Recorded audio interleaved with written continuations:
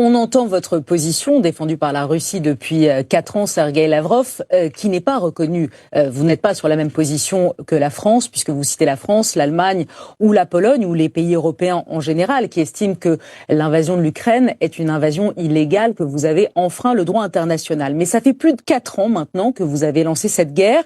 Vous reconnaissiez le 24 février dernier que tous vos objectifs n'ont pas été atteints. Alors on aimerait savoir quels sont vos objectifs. Par exemple, mardi, vous avez lancé l'une des pires attaques en plein jour sur l'Ukraine, avec plus de 1000 drones qui ont frappé une église à Lviv.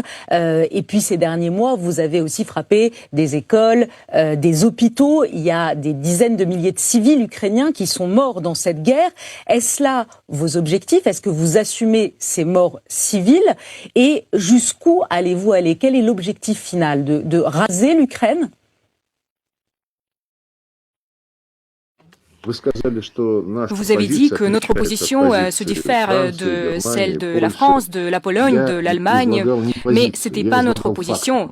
Je n'ai évoqué que des faits.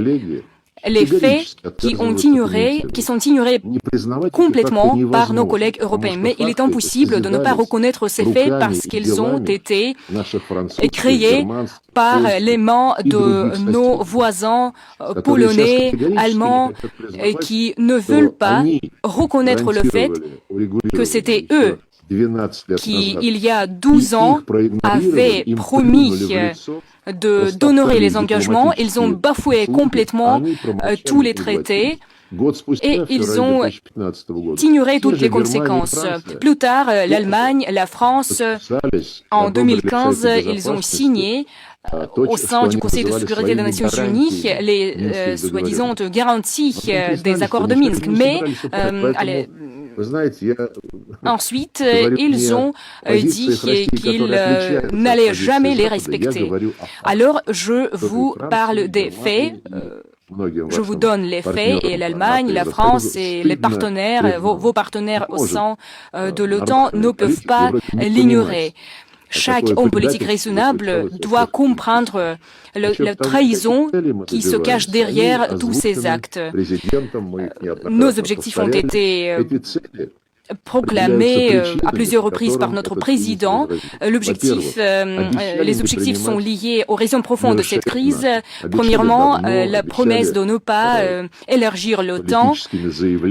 Tout cela a été corroboré par les garanties. Au sein de l'OSCE, on a pris des engagements, mais on nous a dit que ce n'étaient que les engagements politiques, mais pas les engagements juridiquement contraignants.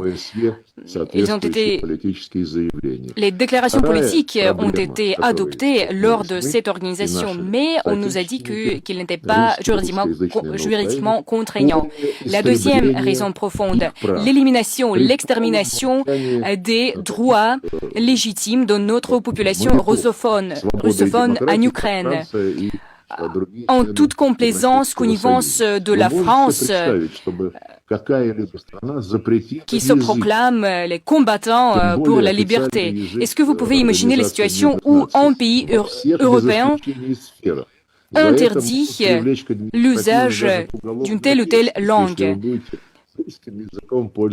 En Ukraine, on peut même entamer les poursuites pénales si quelqu'un parle la langue russe en Iran. On n'a jamais prohibé l'hébreu. Mais l'Ukraine est le seul pays qui l'a fait. Vous savez, on dit maintenant que l'Occident promet les garanties de la sécurité à l'Ukraine. Emmanuel Macron l'a évoqué à plusieurs reprises. D'après lui, ces garanties peuvent aider à résoudre tous les problèmes. Mais si on ne prend pas en compte les formes de ces garanties de la sécurité, si on voit l'essence de ces garanties,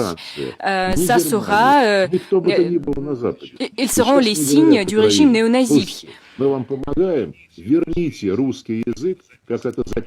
Personne ne dit, aucun pays européen ne dit à l'Ukraine qu'il doit rendre les droits légitimes à la population russophone en échange de l'assistance accordée par les pays européens. La langue, c'est...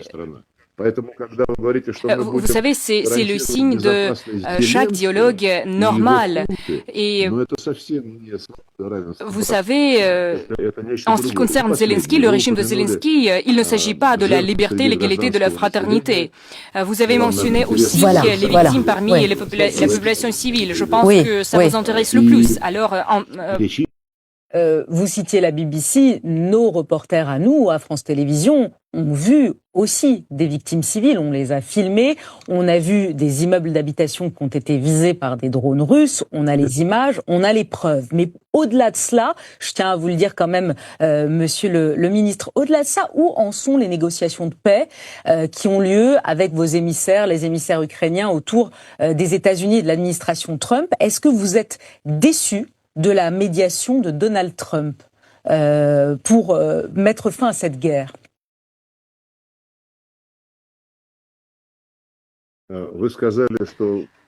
Vous avez dit que votre société, votre agence, tout comme le BBC, montre les cadres des bâtiments détruits. Mais je vais vous donner un autre exemple. Le BBC, les correspondants de BBC se sont rendus aux banlieues de Kiev et ont montré les corps, les cadavres.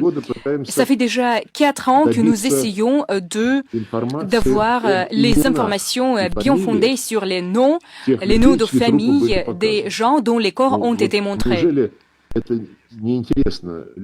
Est-ce que cela n'intéresse pas les journalistes? Je vous exhorte à considérer, à examiner ce sujet. Le cas de Boutcha est très répandu, très bien connu, et les journalistes qui font preuve toujours de leur persistance doivent le faire. En ce qui concerne les négociations, notre président l'a dit à plusieurs reprises. La crise ukrainienne a été provoquée par l'Occident. L'Occident qui avait décidé, comme il y a été répété par Premier ministre Starmer, par les dirigeants des pays européens, que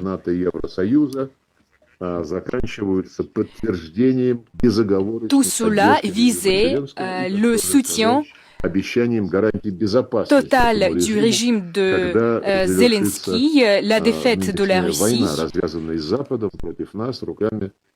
Et nous attendons le moment où cette guerre déclenchée par l'Occident, par le biais de Kiev, prenne fin. En ce qui concerne les négociations, à l'essence de ces négociations étaient le sommet à Anchorage. Le président américain nous a invités d'y prendre part. Monsieur Witkoff s'est rendu en Russie pour présenter les propositions concrètes de Donald Trump. Le président Poutine, d'ailleurs, s'est exprimé à plusieurs reprises à ce sujet. Dans ses propositions, il y avait des choses qui avaient un caractère de compromis, mais finalement, quand nous nous sommes rendus à Alaska, le président Poutine a dit au président Trump que voilà, nous avons examiné vos propositions et nous apprécions d'ailleurs qu'elles visent le problème principal, c'est la concentration sur les causes profondes de ce conflit, ainsi qu'elles visent des réalités du terrain. Après que les habitants du sud-est de l'Ukraine ont tenu des référendums et ont confirmé leur volonté de revenir à la Fédération de Russie. Le président Poutine a dit à président Trump que nous étions d'accord avec leurs propositions. C'était une compréhension claire et nette. Aujourd'hui, on parle de l'esprit d'Anchorage. Cet esprit, c'est toujours quelque chose de normal. Ça se préserve dans les relations Dans les relations de président Trump et de président Poutine, ils se respectent. Oui, il y a des points de divergence, mais quand même, ils savent comment parler, comment les hommes parlent et comment les grandes personnalités politiques parlent. Ils ont un dialogue ouvert, honnête, ils ne cachent pas leurs divergences. Mais en fait, il ne s'agit pas de cet esprit. Ce qui est important, c'est que des compréhensions mutuelles ont été atteintes et les Américains le savent très bien. Les autres, pour parler, après Anchorage, étaient perturbés par le fait que l'Union européenne et les autorités de l'OTAN, avant tout Ursula von der Leyen, M. Rutte, ils ont tenté de perturber ces compréhensions et d'empêcher les Américains à soutenir ces prépositions. Ce conflit se poursuit et cela s'explique par ces actions subversives, cette politique subversive de l'Union européenne et de l'OTAN. Vous savez qu'après Alaska, il y avait encore quelques rounds de pourparlers. Le dernier s'est tenu à la veille de l'attaque des États-Unis et d'Israël contre l'Iran. Maintenant, il y a une pause, mais pourtant, nous sommes au courant des contacts que les Américains ont tenus avec les Ukrainiens. Nous en avons été informés, voyant que la partie américaine tente de faire tout le possible pour faire en sorte que Kiev accepte les accords qui ont été agréés entre les présidents Poutine et Trump à Alaska. Nous pensons que c'est la seule vraie approche. Donc vous considérez que Donald Trump est un bon partenaire. Vous avez toujours confiance en Donald Trump pour mettre fin à cette guerre? Quant à la confiance et les personnes auxquelles nous faisons confiance à des actions concrètes. On peut entendre beaucoup de mots qui sont prononcés et on parle beaucoup à Paris, à Berlin, à Washington, à Bruxelles, bien sûr à Londres, mais nous ne faisons confiance qu'à des faits concrets. Et alors nous avons entendu nos collègues américains et nous avons tous les fondements de leur croire. En fait, ils tentent d'agréer les accords qui ont été retrouvés à Alaska. Et c'est ça leur travail, en quelque sorte, avec le régime à Kiev. Et je pense que c'est la seule voie d'aller vers l'avant. Oui, ces accords atteints à Alaska n'ont pas été compréhensifs et il faudra décider de toute une série de questions quand Kiev acceptera ces accords conclus à Alaska. Il y a des questions qui suscitent une attention particulière. Il s'agit tout d'abord du problème de la langue russe et de l'Église canonique orthodoxe. Je pense qu'il ne faut pas attendre des mesures prises par Kiev, mais il faut juste exiger, au nom de l'Union européenne et de l'OTAN, de faire revenir cette clause de la Constitution ukrainienne qui garantit les droits de toutes les minorités nationales, avant tout la minorité nationale russe, des personnes russophones qui habitent en Ukraine. Il s'agit donc des droits religieux et des droits linguistiques. L'Occident, la France, qui ont des traditions démocratiques, ne se prononcent pas sur ces sujets et cela nous fait penser que la volonté de l'Union européenne, de l'OTAN, est qu'ils veulent préserver ce régime nazi à Kiev et qu'ils veulent préparer une autre guerre contre la Fédération de Russie. En fait, on entend des slogans différents, que vers 2030, la Russie va attaquer un autre État. Et cependant, on voit que les dépenses sur les causes militaires augmentent de manière exponentielle à l'Occident. Vous savez, il y a une citation très célèbre de notre écrivain Tchekhov. Il disait que si on voit un fusil sur la scène, ce fusil, on va l'utiliser pour tirer. Et c'est ce qu'on voit à l'Occident, parce que l'Occident met en avant l'artillerie, des avions, etc. Et votre président a même parlé de la bombe nucléaire. Il met tous ses faits sur la scène occidentale, européenne. Maintenant, il parle d'une initiative de réaction stratégique et, si je ne m'abuse, il propose cette arme nucléaire française en tant que parapluie nucléaire en Europe. Il parle d'augmentation de ce potentiel nucléaire, mais il ne va dire à personne quelle sera l'ampleur de cette arme nucléaire. Ça veut dire qu'il n'envisage pas de participer à des négociations sur cette dissuasion nucléaire dans l'avenir. Ces préparations militaires européennes, c'est une question, on peut en parler pendant longtemps. Et on voit que les partis d'opposition en Allemagne, en France, sont préoccupés et disent que cela va déboucher sur des choses vraiment difficiles. Il me semble que les hommes et les femmes politiques doivent y prêter attention. Alors, pardonnez-moi, vous parlez d'une livraison d'une bombe nucléaire à l'Ukraine par les Européens. Ça, je dois vous dire qu'on n'a jamais entendu parler de ça, mais c'est sans doute, avez-vous vos informations, mais ici en France, jamais personne n'a parlé de livrer une bombe nucléaire aux Ukrainiens, Monsieur Lavrov. En revanche, puisque vous parlez de la France, vous avez déclaré il y a un mois si Emmanuel Macron veut parler sérieusement à Vladimir Poutine, alors qu'il l'appelle. Mais Vladimir Poutine, il veut parler à Emmanuel Macron. Vous voulez reprendre langue avec les Européens ou vous les considérez comme vos adversaires? Tout d'abord, je n'ai pas dit que la France et la Grande-Bretagne envisageaient de livrer cette bombe sale ou bien des composantes de cette charge nucléaire. Ce sont les données de nos renseignements qui ont été publiées il y a quelques semaines. Nous avons fait des démarches à Londres et à Paris à ce sujet et nous savons que les Français, les Britanniques et tous les autres nient catégoriquement que ce sont des faits établis. Mais en fait, comment peuvent-ils agir pour ne pas perdre leur face, pour ne pas être présenté comme quelqu'un qui viole cet régime de la non-prolifération. Mais on n'a aucun doute sur le fait que en France, en Grande-Bretagne et en Allemagne, il y a des personnes qui sont tout à fait au courant de cela. Mais je ne l'ai pas mentionné dans ma réponse. Vous savez, on dit que si quelqu'un, c'est le voleur qui crie au voleur. Il y a un proverbe russe qui le dit. Ce que j'ai mentionné, c'était des faits qui ont été publiquement déclarés par le président Macron.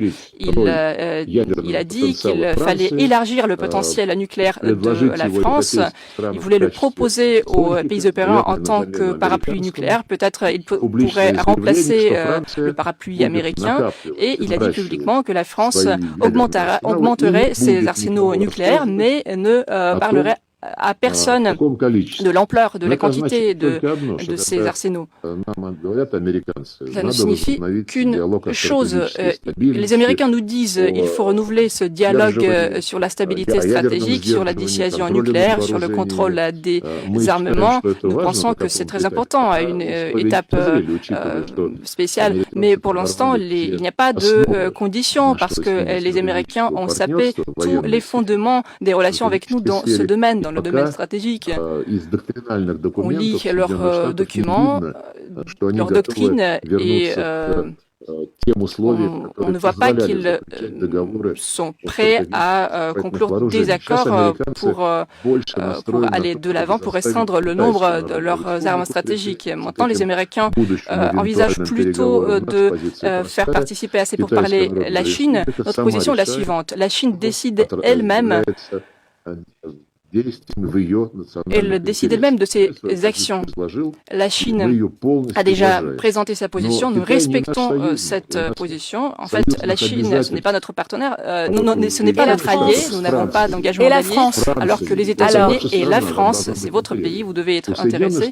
Les États-Unis et la France ont des engagements d'alliés, ainsi qu'avec la Grande-Bretagne.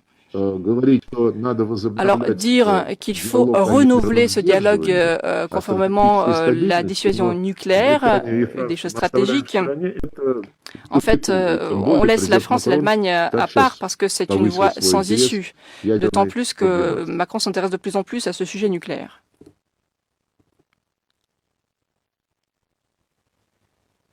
considérez la France, le statut de la France aux yeux de la Russie, à vos yeux, à vous, Sergueï Lavrov, comme quoi? Comme des adversaires? Vous estimez que nous sommes vos adversaires?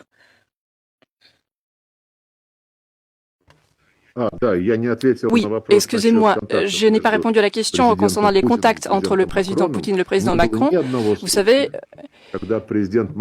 chaque fois quand le président Macron appelait le Kremlin, Poutine répondait toujours. C'était toujours le cas. On le voit, par exemple, lors de l'opération militaire spéciale, le président Macron disait publiquement qu'il avait l'intention d'appeler Poutine, peut-être pas maintenant, mais après. Bien sûr, si tu veux appeler ton collègue avec qui tu as des relations de longue date, à quoi bon le déclarer publiquement et puis ne pas le faire? C'est une menace ou bien la volonté de rappeler que voilà, je suis, regardez-moi. S'il s'agit d'un homme politique sérieux, il juste appelle et notre président répond toujours. Notre président parle au président Macron seul. Il n'y a pas de qui que ce soit dans le bureau qu'il utilise pour appeler Macron, alors que chez vous, à Paris, on a vu d'ailleurs, c'était montré à l'écran, dans les réseaux sociaux, on voit que quand il y a une conversation entre Macron et Poutine, Macron est entouré par un grand nombre de personnes. Ce n'est pas caché. Il y avait même des fuites du contenu de ce qui était discuté lors de ces entretiens. Poutine a une position de principe. Toujours, il est prêt à parler. Et quant à votre question, qui est la France pour nous l'adversaire? Vous savez, nous sommes sûrs que la France n'est pas notre allié. Je peux vous le dire tout de suite. On était partenaire avec la France, d'ailleurs avec toute l'Union européenne, et même on avait un accord de partenariat de coopération qui était le fondement de nos relations. À la base de cet accord, une structure grande, sans précédent, était créée. Il y avait 4 espaces communs, économie, culture, sécurité, et j'en passe. On avait peut-être des vingtaines de dialogues dans de différents domaines. On avait 2 sommets annuels et c'était sans précédent. Cela se produisait avec la Russie et non pas avec d'autres pays. Il y avait des rencontres entre le ministre des Affaires étrangères et le haut représentant de la politique et de sécurité de l'Union européenne. Il y avait un mécanisme de coordination qui a été créé. Ce mécanisme contrôlait le respect de tous les accords et tout cela a été déchiré, a été annulé. La Russie a été appelée, a été considérée comme un pays à laquelle il fallait infliger une défaite stratégique. Et si quelqu'un nous menace de cela, cette défaite stratégique, c'est qui? C'est le partenaire, c'est l'adversaire? Je pense que vous pouvez vous-même trouver la réponse à cette question. Et il me semble que j'ai présenté beaucoup de faits, et ces faits d'ailleurs ont été présentés abondamment dans l'espace média durant ces derniers 4 ans.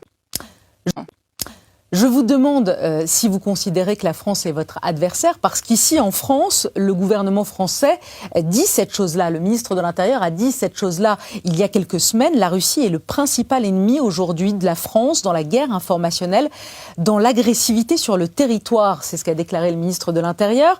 Qu'est-ce que vous répondez aux autorités françaises qui vous accusent de mener depuis des années ici en France une guerre hybride pour déstabiliser nos démocraties, qui craignent aussi que vous interfériez dans la future élection présidentielle, dans la future campagne présidentielle à venir en France?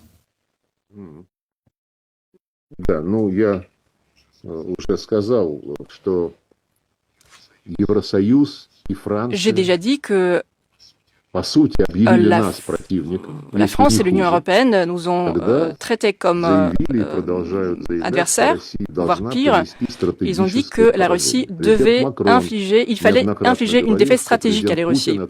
Et Macron a dit plusieurs reprises que Poutine, c'était le principal problème qui empêchait d'atteindre la paix. Quant à la guerre hybride, Vous savez, justement, hier, j'ai lu un article plutôt intéressant et j'ai aussi une note sur ce matériel. Le mois dernier,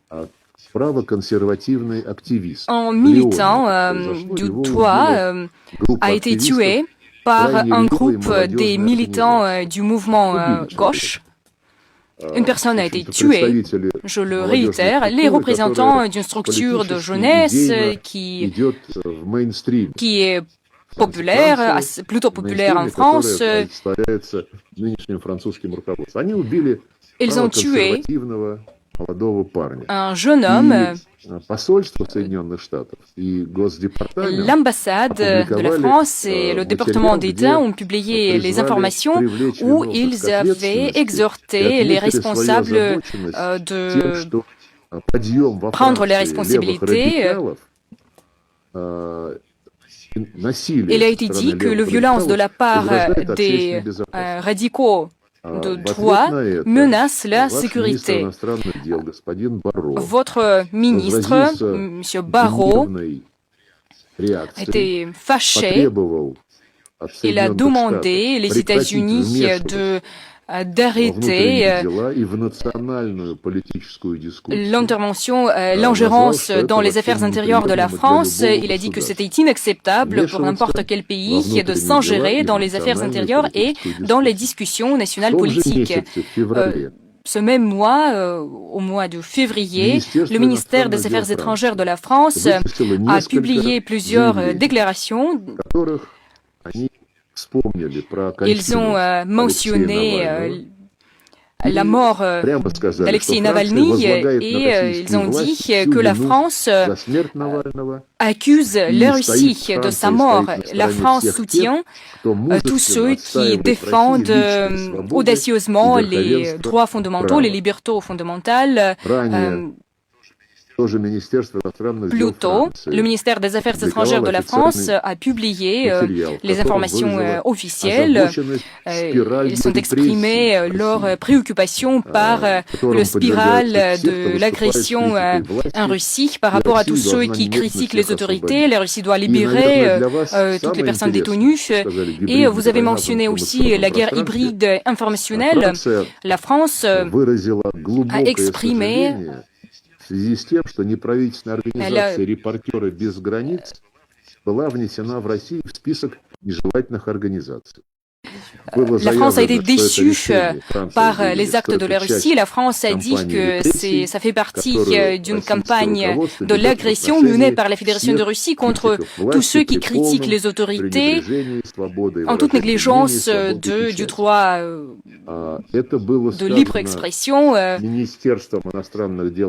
Et c'était prononcé par le ministère des Affaires étrangères du pays qui, depuis 10 ans, ne permet pas aux journalistes de notre agence de presse, par exemple Sputnik, de travailler au palais de l'Élysée, par exemple. Je pense qu'il y a 10 ans, c'était le premier cas. Les journalistes ont été privés de leur accréditation, tout comme les journalistes de l'agence Arte.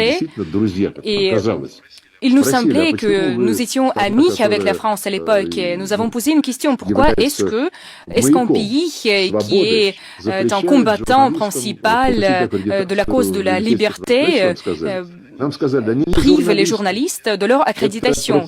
Mais on nous a répondu que ce n'était pas les journalistes, mais plutôt les gens de propagande dont la diffusion était interdite.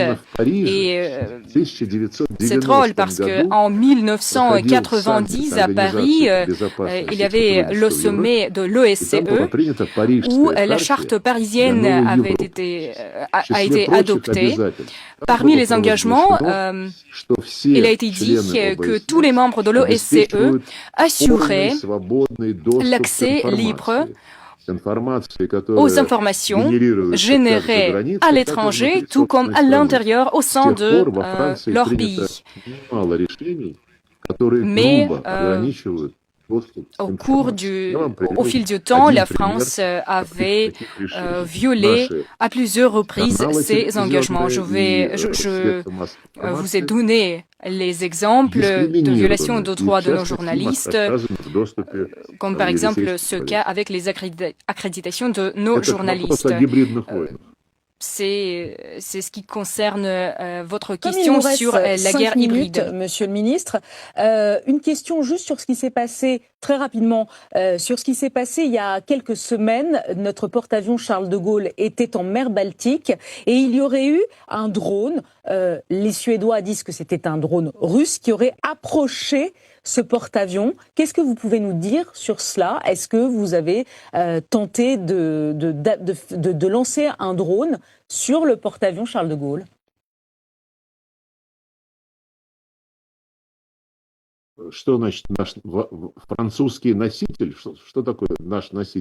Qu'est-ce que cela veut dire Qu'est-ce que cela veut dire, la porte-avions Le porte-avions Charles de Gaulle, notre grand porte-avions, le seul porte-avions européen qui était en mer Baltique, à côté des côtes suédoises, et il y aurait eu un drone russe qui aurait visé ce porte-avions. Il a été abattu. Les Suédois disent que c'était vous. Est-ce que vous avez essayé d'envoyer un drone sur le Charles de Gaulle?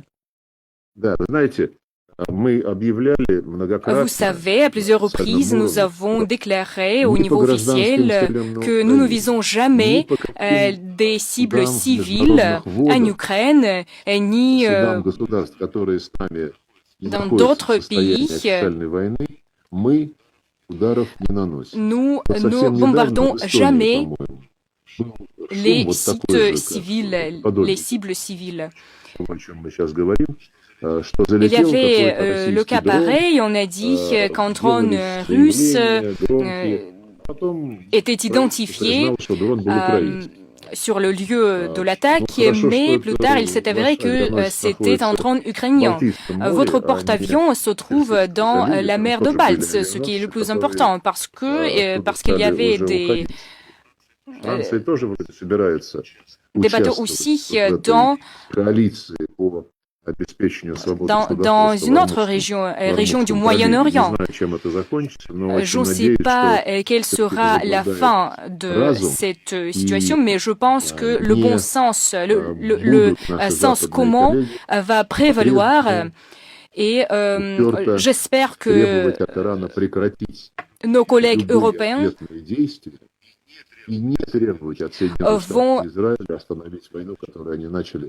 vont demander les États-Unis d'arrêter cette guerre qui n'était pas provoquée et arrêtent de demander l'Iran d'arrêter les hostilités. En ce qui concerne les situations qui se déroulent, les événements qui se déroulent dans les mers,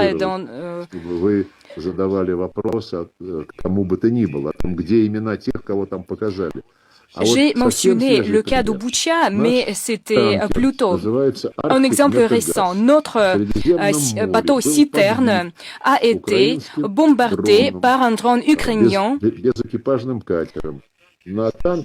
par une boîte sans équipage.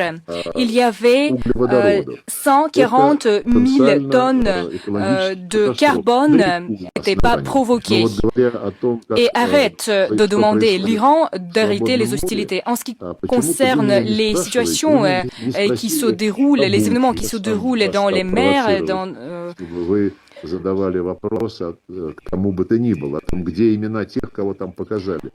j'ai mentionné le cas de Boutcha, mais c'était plutôt un exemple récent. Notre bateau citerne a été bombardé par un drone ukrainien,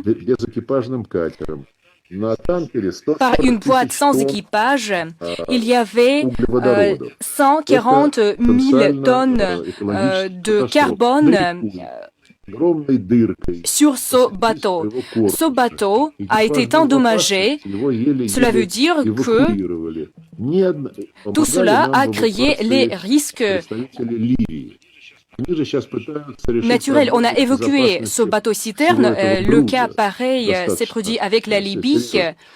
Tout cela est lourd de conséquences, mais aucun pays européen ne peut en parler, ni dans les médias, ni dans l'espace public. Personne n'a mentionné ce cas de ce bateau-citerne qui a été endommagé, attaqué par une boîte ukrainienne.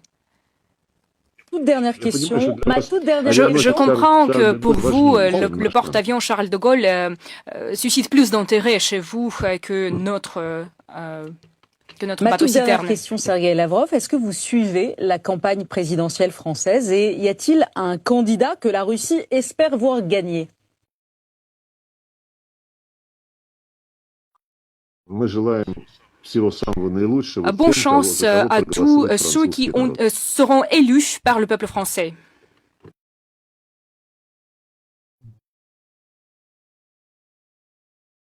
La toute dernière, la toute dernière question. Vous étiez venu en Alaska en août dernier lors de ce sommet entre Vladimir Poutine et Donald Trump avec un t-shirt. Tout le monde avait vu ce t-shirt où vous aviez écrit USSR, URSS.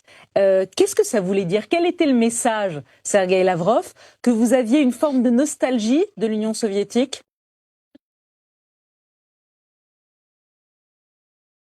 Vous savez, je suis né en Union soviétique. Alors, quel est le message que veulent transmettre les Français quand ils se rappellent Maria